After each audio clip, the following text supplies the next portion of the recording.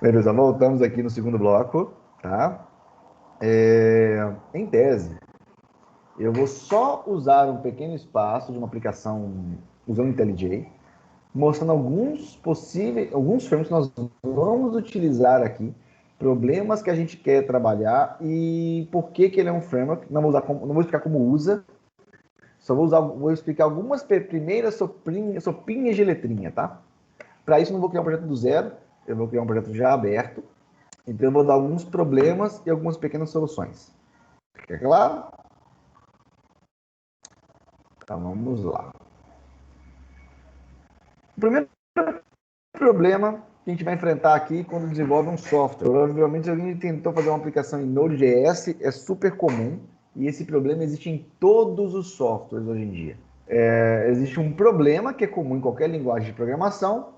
Para cada linguagem de programação tem uma implementação para esse problema, e essa implementação usa ideias de frameworks. Geralmente existem dois frameworks teóricos, conceituais, e esses conceitos são adaptados para cada linguagem de programação, e quando eu implemento essa ideia desse framework, eu crio, na verdade, um framework implementado, um framework real, com as suas características. Primeiro problema mais simples de todos. Vocês já usaram aqueles imports em Java, não já?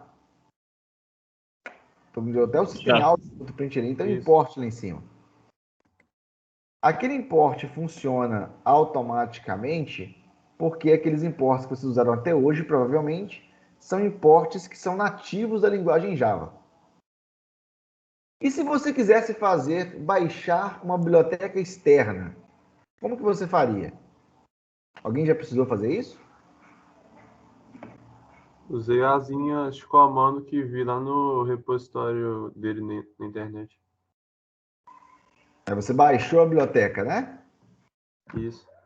Então, olha só. Existe um framework de gestão de bibliotecas. Repare que não é um framework de aplicação. Isso é quase de infraestrutura. Tá? Nós vamos usar o Maven. Mas quem são os irmãos do Maven? Eu tenho o Maven para Java e o Gradle. Mas quem usa o Node tem um framework de gestão de pacotes. O que é um framework de gestão de pacotes? Eu vou abrir aqui um site. Eu queria usar o MySQL, o banco de dados na minha aplicação. Se eu uso Maven, eu faço o seguinte: Maven MySQL. Aqui eu tenho um site com um repositório com todas as versões da biblioteca do Maven. Isso aqui não é um filme, isso aqui é um site que diz que essa biblioteca, nos últimos dias, foram usadas 17 vezes. 17 aplicações baixaram essa versão da biblioteca. Tá? Eu tenho aqui os marcadores aqui. Então, o Maven ele é um repositório de bibliotecas. Hoje, com 24 milhões de bibliotecas, de artefatos que você pode baixar. Tá? Só como é que eu faço para usar a biblioteca do Java? Ou eu vou na biblioteca do Java, baixo, conecto sozinho, ou o Maven faz o seguinte: eu queria baixar 8026. Ele me diz que eu posso colocar no meu sistema Maven. Repare que esse site é para tudo. Eu posso usar Maven, Gradle, Google Curtinho, SBT, e Grape, vários tipos de repositório de gestão de. Eu gosto do Maven, ele é bastante utilizado. O Gradle vem crescendo, mas eu gosto muito do Maven. Então, eu vou pegar o Maven, pegar esse pedacinho aqui dentro, venho na minha aplicação, tem um arquivo chamado. E eu posso vir aqui dizer na propriedades, dependências. Dependências. Pronto. Eu posso simplesmente vir aqui e colocar essa linha. O que significa isso? O meu projeto Java de uma ideia respeita o framework Maven. O que o framework Maven faz? Eu tenho que escrever um arquivo que é esse que vocês estão vendo. Está travando a imagem ou está travando a minha voz? Está travando a imagem ou a minha voz? Bem, um projeto Maven, tá? Ele é um ambiente onde eu escrevo um arquivo XML chamado pom.xml e nesse arquivo textual eu descrevo. Se eu quiser usar MySQL, eu coloco esse pedacinho de texto. Quando eu der um play, o Maven vai lá no site, busca exatamente essa biblioteca na versão 8.0.26, coloca na pasta que eu vou precisar e agora ele fica disponível. Então, não precisa quando alguém cria uma biblioteca nova, basta ele ir lá naquele repositório, fazer um jeito certinho de empacotar o zip dele e eu poderia ter uma nova versão. A partir daí, por que o Maven é um framework? Porque ele permite que alguém faça desenvolvimento de uma aplicação, cadastre as bibliotecas de um jeito muito específico. Para usar a biblioteca, eu colo um pedacinho de fonte no lugar específico da minha aplicação e o software Maven, que é um framework que vai rodar escondido na minha IDE, baixa tudo, prepara tudo, deixa disponibilizado para mexer. Ele não programa nada, ele só gerencia como é que eu vou baixar essa informação. Sempre será complexo, tá, Raul? Na verdade, eu vou deixar pontos bem específicos. Eu quero que vocês entendam o seguinte: jeito sem ter framework. Tem um site com um monte de biblioteca, eu vou lá, baixo para o meu HD e coloco. Qual é o problema disso? E se uma biblioteca precisa de outra biblioteca de outra versão? E se uma biblioteca não pode rodar com outra biblioteca? Você tem que tomar conta de tudo disso. Por que eu digo que o Maven é um framework? Porque você, como desenvolvedor, simplesmente vai lá e diz: eu preciso de MySQL com essa versão. O cara que desenvolveu o MySQL fez um documento enorme, uma explicação enorme lá na parte da criação, e diz: esse é o MySQL 8.0.26. Ele não pode ser usado com isso, não pode ser usado com isso, pode ser usado com isso, ele é melhor com isso e assim por diante. Ele criou.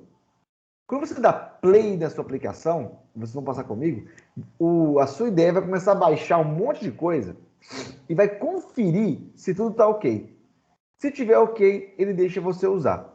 Então, ele é um framework talvez mais próximo de infraestrutura, porque é um pré a sua aplicação, não é para desenvolver nada. É só para criar um ambiente para você fazer o seu software. Eu não vou entrar em detalhes, mas o Maven tem muito mais do que só baixar, uma biblioteca. Eu tenho funcionalidades como, quando eu acabar de dar build do play, compilou, se a compilação estiver feita, eu posso configurar ele para conectar na internet, pegar o meu aplicativo e colocar online. Então, ele automatiza uma série de tarefas de desenvolvimento e versionamento de um software. Isso fica claro? Ou essa ideia não fica clara? Eu sei que é o primeiro contato que vocês têm com esses conceitos. Então, se for complexo, melhor dizer que é complexo. Não, mas até aqui tá. Até que tá bem claro. Eu não vou explicar, e não vem nem eu sei te explicar com tamanhos detalhes como é que o Maven funciona. Eu estou aqui mostrando para você o seguinte: eu uso o Maven e vamos usar o Maven. Para gente, o Maven é um framework, porque eu tenho que respeitar as regras dele. Eu não posso mais baixar a biblioteca do jeito que eu quero. Eu tenho que vir cá e colocar aqui que eu uso tal biblioteca.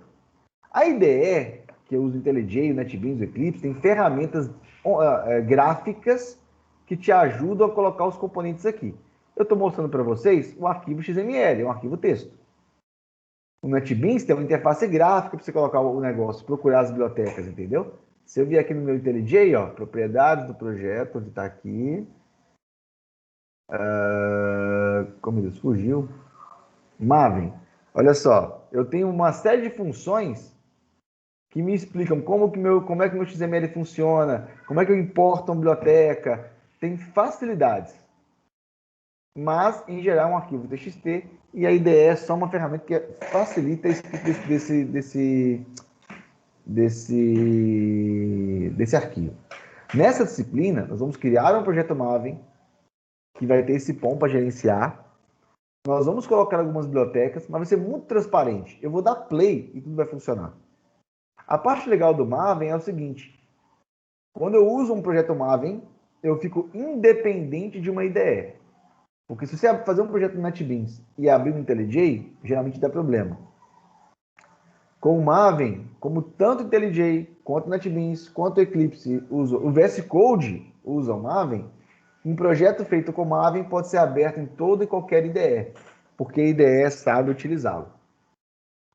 Ficou claro um pequeno exemplo de um framework de infraestrutura e por que eu o classifiquei a princípio como infraestrutura?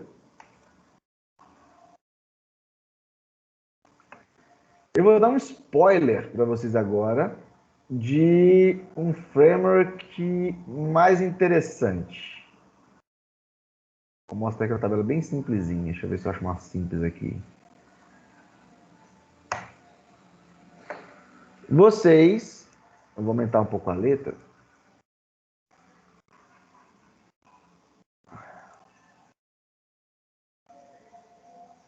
Tá? Foi não?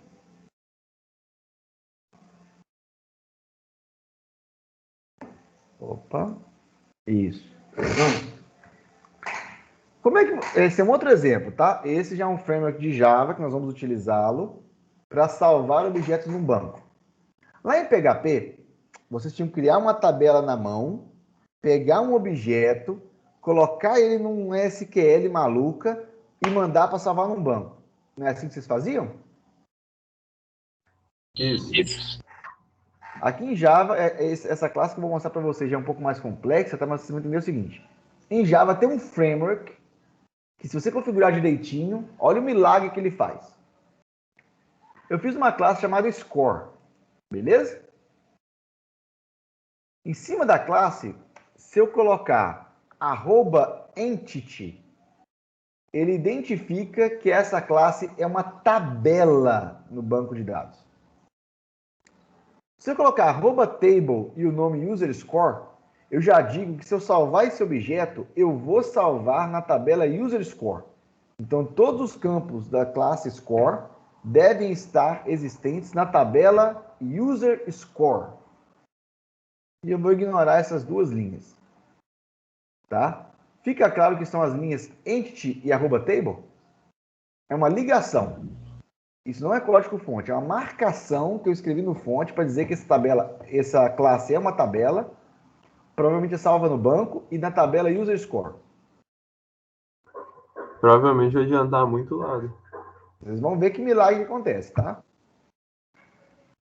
Para cada campo, em vez de criar a tabela, eu posso vir aqui e dizer, olha, o campo, a minha linha ID é @ID. O que significa isso? Que ele é a chave primária. E ele é auto-incremento. E o valor dele é gerado automaticamente a partir de uma identidade. Então, é uma estratégia, eu tenho que ler no framework quais são os marcadores e vou colocando. O campo ID teste resolvido é a coluna ID teste resolvido. Ele não pode ser nulo e ele é not nulo sempre que eu carregar esse objeto.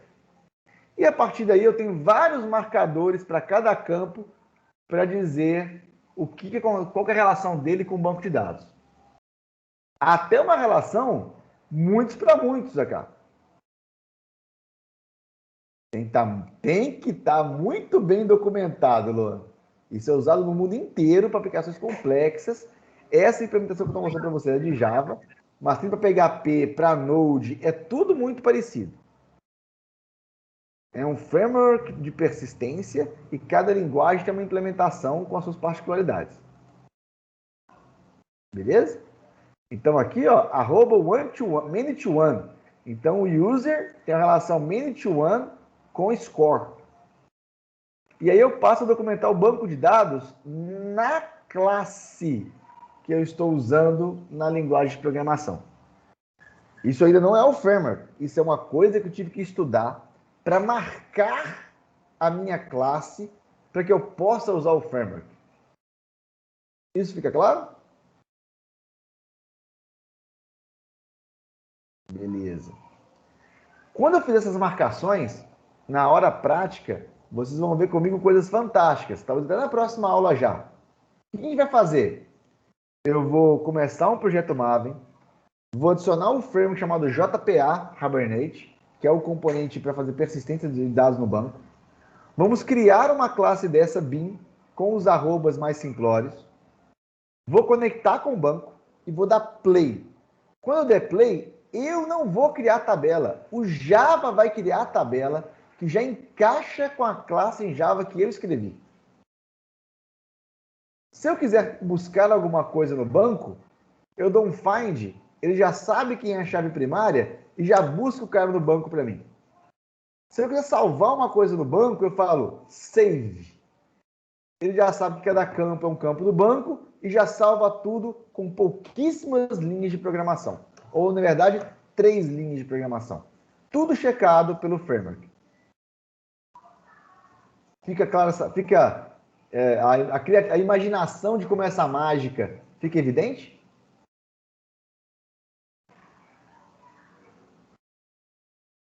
Amém, né? Mas reparem, vai ser uma mágica sim, mas eu vou fazer uma outra. É fácil perceber que não necessariamente é uma mágica fácil. Por quê? Para fazer uma tabelinha simples, está muito fácil de marcar a classe. E quando eu quiser fazer banco de dados complexos, essas marcações vão ser complexas também. E eu não vou poder ir só lá no banco fazer o relacionamento. Eu vou ter que descrever tudo que tem no banco na classe em Java, entre aspas, poluir o meu fonte com um monte de coisa de banco para que eu possa utilizar essas funcionalidades. Então eu vou ter que estudar cada um desses arrobas, ver como eles se combinam para que eu possa construir um banco correto. Então tem uma parte de estudo bem relevante para eu poder usar esse framework. Qual que é a vantagem? A grande maioria das funcionalidades que me dão muita dor de cabeça para salvar e manipular um banco, eu esqueço.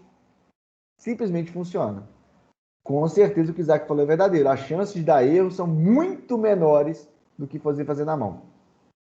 Por outro lado, vocês vão perceber que geralmente a eficiência pode cair muito.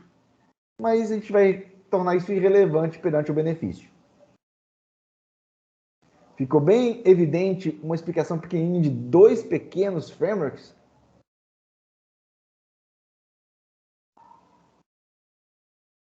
Tá? Então, repare em especial. Por que é um framework de persistência? Se eu programar ele, eu vou chamar as funções para salvar os arquivos do banco. Entretanto, eu preciso preparar o meu sistema para que eu possa usar aquele framework. E aí nós vamos passar na próxima aula, uma aula prática, onde eu vou pausar essa parte teórica. Nós vamos pegar uma aplicação. Eu vou usar o IntelliJ, vocês vão poder usar no NetBeans, é muito parecido.